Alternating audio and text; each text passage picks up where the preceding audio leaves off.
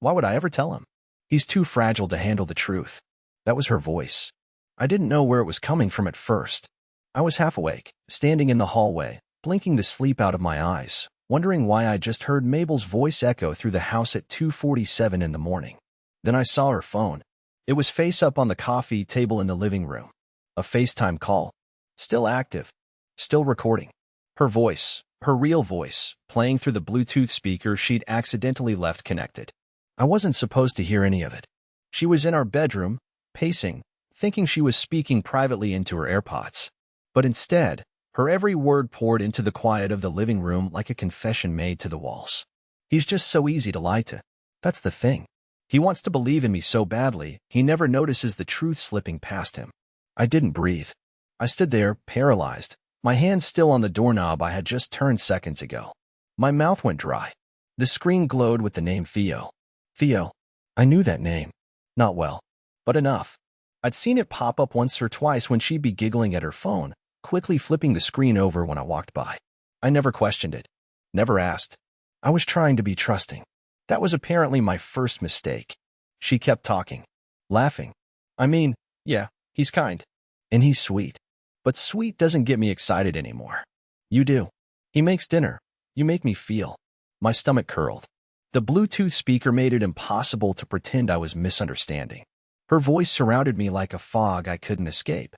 I wish I could take parts of him and combine them with you. Like his patience and your, well, everything else. There was a silence. And then Theo's voice, faint but clear. So why not just leave him? Her reply? I will, but not yet. He still thinks I'm his soulmate.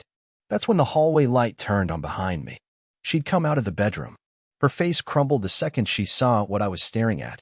The call was still running. I looked at her, not with anger, just with this overwhelming emptiness I can't even describe. Like someone had hollowed me out and left nothing but a shell standing there in old sweatpants. She said nothing. I reached over, ended the call, and slowly turned off the speaker. Then I said the only thing I could think of. You were right. I am fragile, but not stupid. And then I walked past her, not because I had a plan, but because standing still felt like dying. I didn't slam the door. I didn't shout. I didn't even ask, why? I walked into the kitchen, opened a cabinet, and took the last glass we had from our wedding registry, the one with both our initials etched in cursive. I stared at it for a moment, then set it gently in the sink. I didn't want to break it. I just didn't want to touch it anymore. Behind me, I heard her footsteps. Soft at first, then uneven and rushed. Mabel never used to run after me. Not even during fights. Especially not when she was in the wrong. She always waited for me to come to her, to smooth things over, to apologize for reacting too emotionally. Elliot, wait. I kept my back to her. I needed one more second to feel like the floor beneath me was real. I didn't know the speaker was on, she said quickly, like it somehow made things better. It wasn't. That wasn't supposed to. That's the point, Mabel, I interrupted, finally turning around. I was never supposed to hear who you really are. Her face twisted, not with guilt, but with panic. I knew her expressions better than anyone. This wasn't the look of a woman heartbroken over a mistake. This was the face of someone caught at the wrong moment. I didn't mean for you to hear that part, she said quietly, stepping closer. Please, let me explain. What part did you mean for me to hear, Mabel? I asked. Was it the part where you called me boring? The part where you wished you could build a man out of pieces of me and what is he, exactly? Your hobby? Your outlet? Your soulmate 2.0. She opened her mouth, but no words came out. And then, and I swear this next part is burned into my brain forever, she whispered, you don't understand how hard it is to be married to someone who never pushes back. I blinked. You mean, someone who doesn't yell at you? Who doesn't cheat? Who brings you tea when your migraines come on at midnight? I'm not saying you're a bad person, she rushed. I'm saying I feel trapped. I feel like I can't breathe around you sometimes. Like I have to shrink into this small, gentle version of myself to not hurt you. That's when I actually laughed. A single, bitter sound that escaped without permission. I leaned against the counter because my legs didn't feel strong enough to hold me anymore. So your solution was to build another life with someone else behind my back while I made grilled cheese and folded laundry? She folded her arms across her chest and looked away, jaw clenched. Not crying. Not even close. I looked down and saw her phone still in her hand, her thumb twitching near the edge of the screen. I knew she was waiting for Theo to text. That tiny tremble in her grip betrayed her, even when her face refused to flinch. You still want to call him, don't you? I said softly. She looked up sharply. No, God, no. He doesn't even know you heard. I raised my hand to stop her. He will. Don't worry. I'm sure he'll get the whole rundown tonight when you tell him you blew up our marriage with a Bluetooth accident. You're not being fair, she said suddenly, her voice rising for the first time. This wasn't black and white, Elliot. You don't know what it's like feeling invisible in your own home. I looked at her for a long, silent moment. No.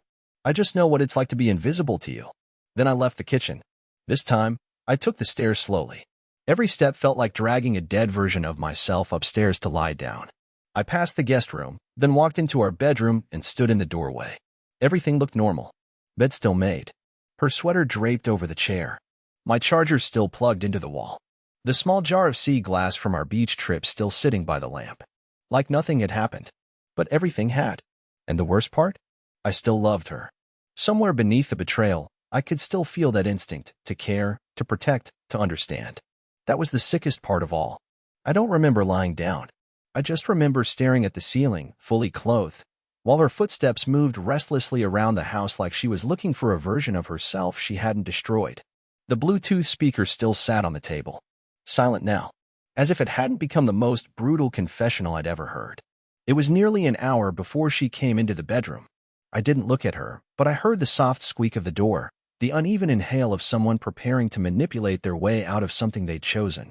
She sat down at the edge of the bed, not next to me, just far enough that her presence was unmistakable but not intimate. Then came the words I thought I was prepared for. I think we should talk. I closed my eyes. Why? Because you heard something, and you've already decided what it meant.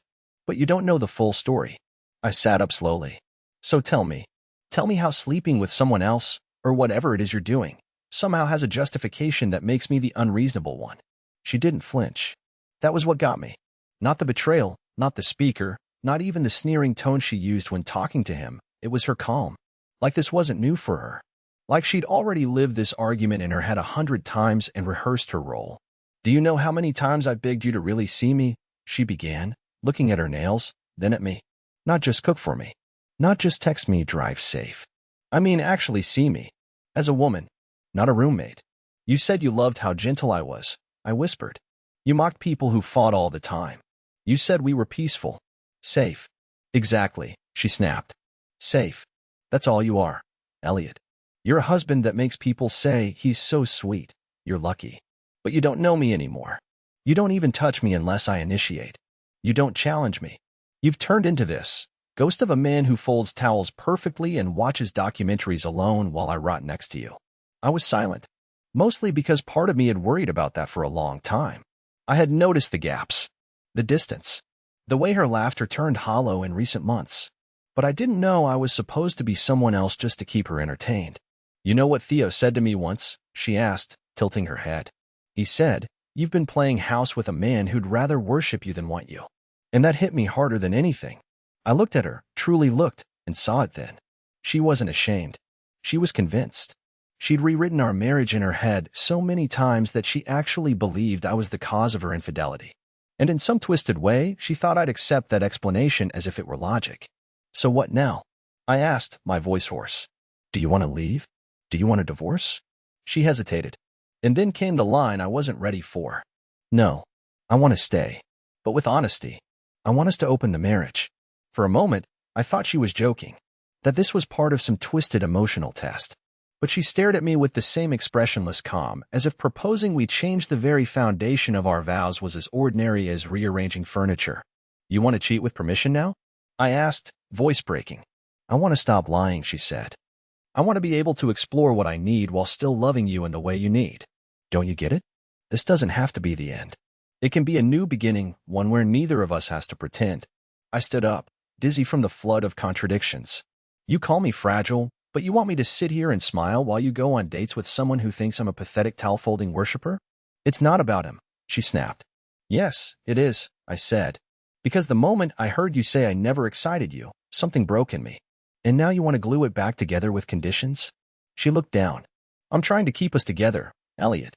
No, I said quietly. You're trying to have everything. I walked toward the door. Where are you going? she asked, panic rising. I don't know, I said. But it sure as hell won't be here, listening to you rebrand betrayal as freedom. I left that night.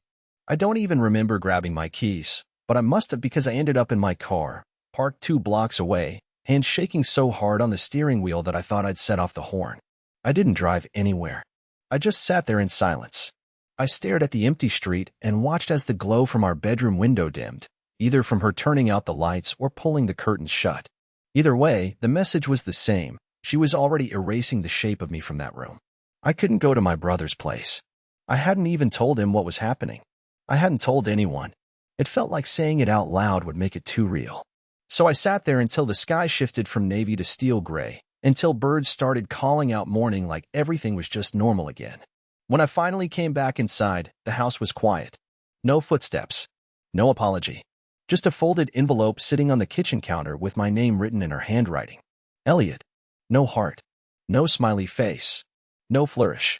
I stood there for a full 5 minutes before I opened it. Inside was a single sheet of stationery, expensive kind, the kind she used for holiday letters. It smelled like her lavender lotion. Elliot. I know you're angry. I know you're hurt. But I needed to write this because I can't risk another fight where everything gets shouted and nothing gets said. I want to be honest now. Really honest. Even if you hate me for it. I never planned to fall out of love with you. I wish I could say it happened overnight. It didn't.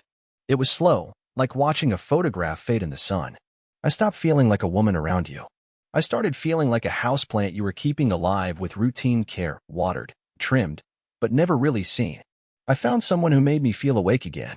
That doesn't mean I stopped caring about you. What we had was beautiful, safe, stable, but it wasn't passionate. Not for me. I tried to tell myself it was enough. But then one day, I realized I was lying to both of us. I don't want to lose what we built. I just want to build something more honest now. Please, don't let this be the end if there's a way forward. Mabel. I reread the last line 5 times. Please, don't let this be the end if there's a way forward. My hands were trembling again. Not from anger this time, but confusion. Her words weren't a confession. They were a proposal. A request to keep living inside a shell of what we once had, as long as she got to be awake again. I should have torn the letter in half and thrown it out. But I didn't. I carried it with me into the living room and sat on the couch, rereading every sentence like it held a code I was supposed to decipher. Some part of me, some embarrassingly desperate part, wanted to believe we could make it work. That maybe I hadn't done enough. That if I just became more exciting, more assertive, more something, she'd stay. And then, my phone lit up. It was a message from a number I didn't recognize. Theo, I assume you got her letter. She said you'd take it hard, but she hopes you'll understand eventually. And for what it's worth, I didn't mean to get between you two. I stared at the screen, frozen. Then, just below it, came the real gut punch. Theo, if you're wondering, yes. Last week. It wasn't just emotional. My heart slammed into my ribs. Last week, while I was in Vermont, helping my mother bathe after her surgery. While I was texting Mabel photos of the snow-covered porch she loved so much. While she was telling me she missed me and couldn't wait for me to come home. She was with him. And he was texting me like this was a civilized negotiation. That was it. That was the moment the flicker of hope I had left turned to ash. I didn't confront her. Not yet. I needed to be calm. Precise. If she wanted a new version of honesty, then I was going to give her mine. But not in words. In actions. I stood up, walked to the drawer where we kept our spare house keys, and took the one labeled Mabel's. I placed it inside the envelope she'd left me. Then I grabbed a pen and wrote 3 words on the back of the page she'd signed. I finally see you. Then I left the envelope where I'd found it, on the counter, turned upside down. She wanted freedom? She could have all the space in the world. I didn't go far. That morning, I drove until my gas light blinked on, then parked outside an old roadside diner I hadn't seen in years. I remember eating there with Mabel once, long before the routines and resentments settled in. She had ordered waffles, then complained they were too sweet, so I swapped plates with her. I didn't even like the waffles, but I liked making her happy. That used to be enough. I sat in the lot for hours. Didn't eat. Didn't sleep. Just watched the staff open up, watched the world move like nothing had happened while my life was crumbling from the inside. Around 3 p.m., my phone buzzed. I ignored it. Then again, and again, until eventually it stopped. When I finally checked it, I had 6 missed calls and a series of frantic messages from Mabel, all within the last 20 minutes. Mabel, Elliot, I read the note. Please come home. Mabel, I can't believe you're doing this. Mabel, what does I finally see you even mean? Mabel, are you leaving me? Mabel, please just answer. Please. I'm freaking out. Mabel, you said you'd never walk away. Elliot, where are you? The guilt tried to claw its way in. That part of me that always tried to protect her feelings before my own, the instinct to fix, to forgive, to explain myself, it started scratching at the walls. But I didn't move. I didn't respond. I wanted her to sit in the silence. I wanted her to feel, for once, what it was like to not be chosen. She wasn't used to that. By the time I returned late that evening, the sun was already gone and the house looked like it hadn't moved. But I knew immediately something was wrong. The porch light was on this time too bright, too forced, like she was trying to stage normalcy. And through the front window, I could see every single cabinet in the kitchen open, like a hurricane had torn through. Inside, the air felt thick. I stepped over a pair of shoes that weren't there that morning and noticed the envelope I had left her, now ripped in half on the floor like a casualty. And then I heard her. She was sitting on the floor in the living room, legs crossed, her eyes puffy, makeup smeared across her sleeves. One hand clutched her phone, the other cradled a glass of red wine that had sloshed out onto the rug. She looked like a ghost of the woman I married. When she saw me, something broke. You said you saw me, she whispered hoarsely. And then you left. I didn't say anything. You don't get to see me and then vanish, she snapped, trying to stand but stumbling back down. You wanted freedom, I said calmly. You wanted to rewrite the rules. I just gave you space to do it. I wanted honesty, she cried. Not abandonment.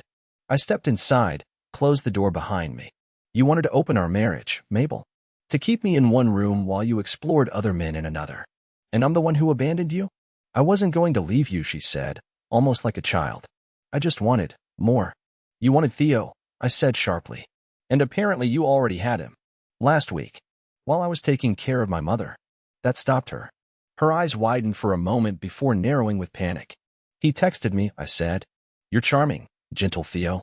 He told me everything. Like we were co-workers negotiating a shift trade. She put the glass down so hard it nearly tipped. I didn't ask him to do that. He shouldn't have. He wasn't supposed to. God, Elliot, this is not how I wanted this to go. You weren't supposed to get caught, I corrected. She broke then. Fully.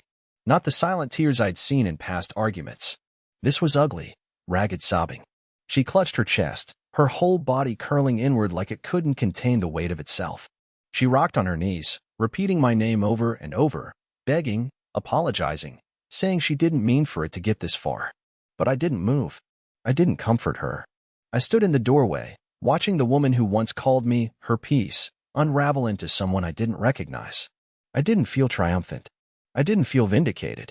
I just felt tired. Finally, she looked up. I'll cut him off, she said. I'll change. I'll go to therapy. I'll do anything. Please don't give up on us. You already gave up, I said quietly. The moment you needed someone else to feel alive. I didn't know how lost I was until I realized I could lose you, she cried. And for a second, one painful second, I wanted to believe her.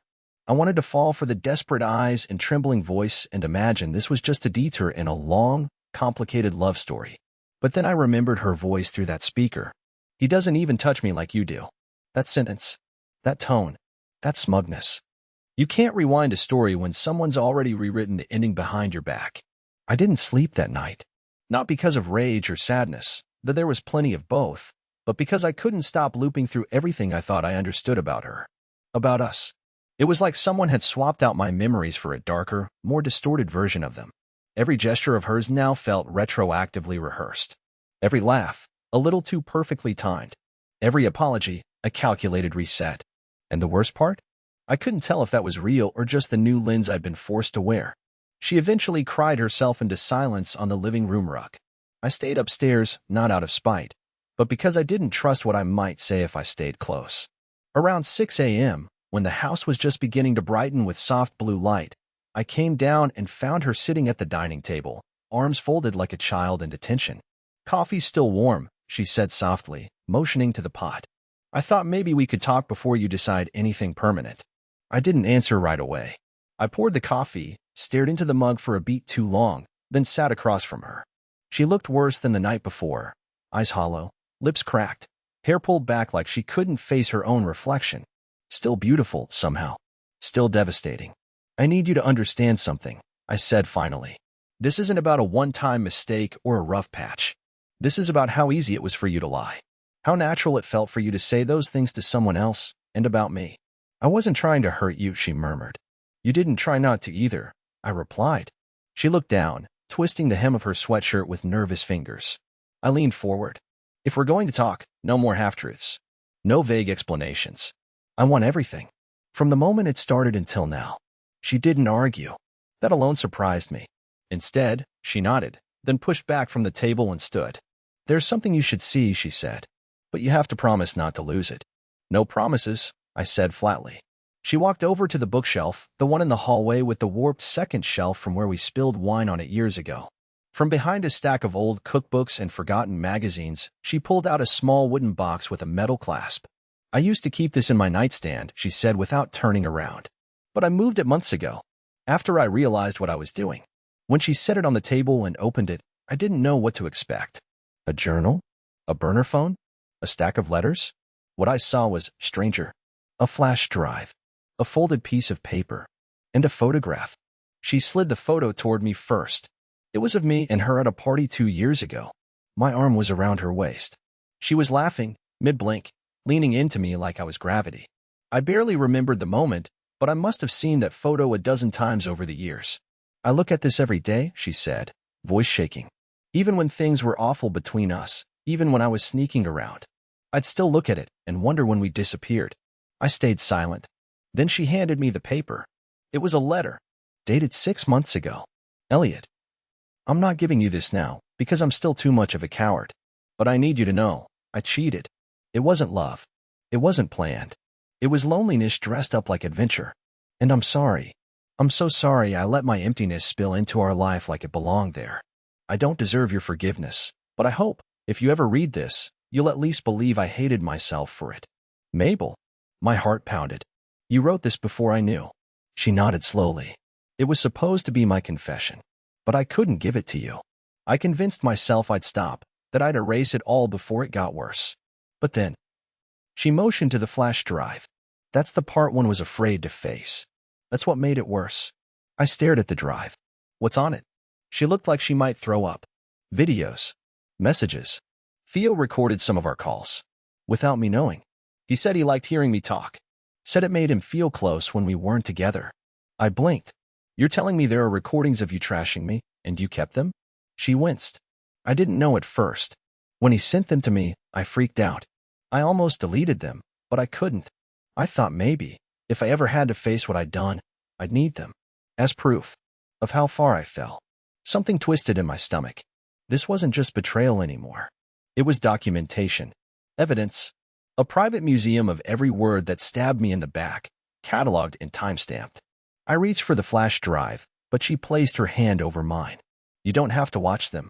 I do, I said. Because you don't get to curate what I know. Not anymore. She looked away. Then I'll leave the house. While you watch. I stood up, closing the box. Don't go far. Why?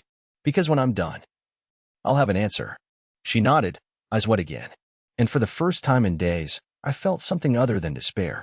I felt clarity coming. I waited until the house was completely still. Not just silent, still. I needed to feel like no one else existed in the world before I could stomach hearing what she'd tried to hide. The flash drive sat on the table like a grenade. I stared at it for longer than I should have, hoping it would somehow disintegrate on its own. That maybe my curiosity would lose the war to my fear. But that was the problem, wasn't it? I'd lived so long ignoring what I didn't want to see that it almost felt natural to keep pretending. Not this time. I plugged it into my laptop and watched the screen flicker for a few seconds before the folders loaded. 3 video files. For audio recordings. A folder labeled, unsent. My hands were ice cold. My palms damp. I opened the first audio file and braced myself. A crackle. Then Mabel's voice, softer than I remembered it being. He asked me today if I wanted to go hiking this weekend. I said no. I lied. It's not about the hiking. It's that I can't stand walking behind him anymore, watching how small he's become. He doesn't look up. He doesn't even see the trees. He just walks like it's a job. The audio clicked off. It felt like I'd been slapped in a dream. That strange delay between the pain and the realization of it. I didn't even know when that hike conversation happened, but I remembered at least 5 hikes I'd suggested in the last 2 years. She always said no. I thought she just didn't like the outdoors. I never imagined she saw me as diminished. I opened the second file. He used to make me feel wanted. Now he just makes me feel guilty. Like I'm failing him for not being touched by his routines. I know he loves me, but it's the kind of love that begs to be thanked. It's exhausting. I paused it. She never told me that. Not once. I would have changed. Or tried. But no, she carried it like a secret debt, paid in resentment and sighs behind my back. The third file was different. No date. Just Theo's voice. You know what I think? I think he gave up on being your husband the second he became your caretaker. He folded himself into the shape of whatever you needed until he forgot how to be a man. Then Mabel's voice, quieter. Yeah? And the worst part? I let him. Click. The fourth was the shortest, just 23 seconds, but it was the one that gutted me. Sometimes, she whispered, I wonder if I ever loved him, or if I just loved who he thought I was. I couldn't listen to more. My lungs burned. My throat tightened. I stared at the laptop and tried to will it away, to undo the files, to unhear her voice from that place of unfiltered honesty. But I couldn't. I closed the audio folder and moved to the one labeled unsent. Inside were 3 video clips. The first one was just her, staring at the screen with eyes puffy and tired, clearly shot late at night. She didn't speak for the first 10 seconds. Then, Elliot, if you're seeing this, I guess I never found the courage to fix it.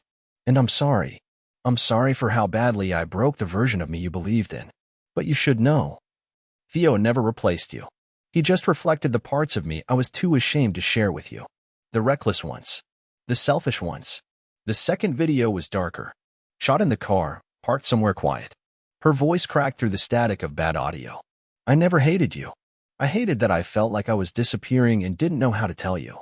I hated that I thought hurting you would somehow wake me up. The third was different. It started with her crying. You gave me so much patience that I forgot how to be honest. And I don't know if there's a way back from what I've done. But if there is, it's not going to be through begging. It's going to be through truth. And I don't expect forgiveness. I just want to be understood. I closed the laptop. My breath came in uneven pulse. Not because her words softened me, they didn't. But because for the first time, I realized that somewhere along the line, I had stopped being a person to her. I'd become a mirror, a schedule, a pattern. And she, in turn, had become a stranger to me too. I didn't know the version of her I just listened to. But the worst part? I couldn't say she was completely wrong. Yes, she cheated. Yes, she lied. Yes, she let someone else touch the space that was supposed to be ours. But she was right about something else too. I had shrunk. I had faded into comfort, into safe. And while that never justifies betrayal, it revealed a bitter truth. We'd both abandoned the marriage. She just did it with more fire. I did it with silence. And now the fire had burned us to ash. I sat on the couch until the light outside started to shift. I didn't cry. I didn't rage. I just felt this cold, settled clarity, the kind that comes when there's nothing left to argue over. It was done. I picked up my phone and texted her. Come home. I'm ready to talk. She came home around dusk. No makeup, no dramatics, no carefully rehearsed words. Just a woman who looked stripped down to her barest self, like she'd shed the performance and was finally walking in as Mabel, not the version she'd been playing for months. She stepped through the door slowly, like she wasn't sure if she was allowed to be here anymore. Maybe I wasn't sure either. I didn't say anything right away. I just gestured for her to sit down across from me. The same table. The same 2 mugs from the morning before. A few inches of wood between us that now felt like a canyon. I watched everything, I said quietly. She nodded. I figured. And I listened to all of it. Even the things that made me want to disappear. She flinched, but didn't speak. I took a deep breath, not because I didn't know what to say, but because I wanted to say it right. I'm not going to list every way you hurt me. I think you already know. And I don't expect you to justify it. Because what happened? It was betrayal. And nothing will ever make that part okay. Her eyes welled up, but she blinked the tears back and looked me straight on. But, I said, pausing, I also heard things I didn't expect. Honest things. Ugly. Raw things that didn't sound like excuses. They sounded like truth. She exhaled shakily. It was truth. I never wanted to say them out loud because I didn't want to break what we had. But the silence broke us anyway. Yeah, I said. It did. A long pause. Then, carefully, I asked, do you love him? Her answer came without hesitation. No. Did you? She looked away for a second, then back at me. I thought I did. But it wasn't real. It was escape. From myself. From you. From who I thought I had to be. I nodded. I love you, Elliot, she said. Not in some perfect, romanticized way, but in a way that still aches when you look at me like you don't know who I am. I want to rebuild this. If you'll let me. If we even can. I stared at her. At the face I once kissed every morning without thinking, now uncertain and waiting. I thought about what rebuilding would actually mean. Therapy, distance from the past, hard conversations, probably years of healing. It wouldn't be instant. It wouldn't even feel fair most days. But in that moment, I realized something. I still wanted to try. Because if we could both admit what went wrong, if we could both stop performing and start telling the whole truth, then maybe the next version of us would be stronger than the last. Not perfect. Not fantasy. But real. And I was tired of pretending that real wasn't enough. I'm willing, I said softly. But it won't look like before. We don't go back. We go forward. And forward's going to be slow. It's going to be awkward and painful and probably messy. But if you're in it, really in it, I'll meet you there. She reached across the table, her hand trembling. I'm in it. I took her hand. For the first time in what felt like forever, it didn't feel like routine. It felt like a choice. We sat there for a long time. No plans. No guarantees. Just two people who had burned down everything and were now staring at the ashes together, wondering what could grow out of them if we stopped pretending, if we stayed honest, if we didn't run. And somehow, that felt like hope. Not the story I thought we were writing, but maybe one worth finishing.